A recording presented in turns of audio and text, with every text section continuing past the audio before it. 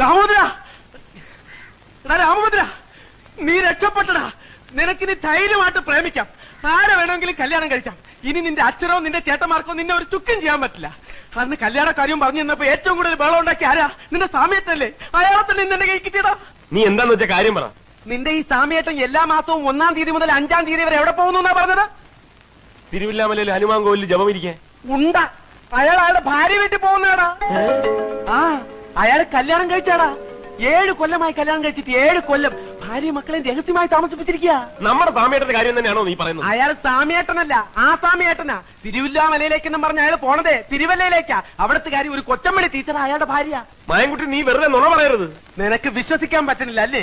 തെളിവും കൊണ്ടാണ് ഞാൻ വന്നിരിക്കുന്നത്. ഇതാണ് നിന്റെ ചേട്ടത്തി അമ്മ, തിരുവല്ലാക്കാരി കൊച്ചമ്മണി ടീച്ചർ. ഇനി ഈ കൊച്ചമ്മണി ടീച്ചറെ കൊണ്ട് നിന്റെ വീട്ടിലുള്ളവരെയൊക്കെ നമ്മളൊരു പാഠം പഠിപ്പിക്കുവളിയാ, പാഠം പഠിപ്പിക്കും. അങ്ങനെ ജീവിതത്തിൽ ആദ്യമായിട്ട് നീ ഒരു നല്ല കാര്യം ചെയ്തടാ. വാ.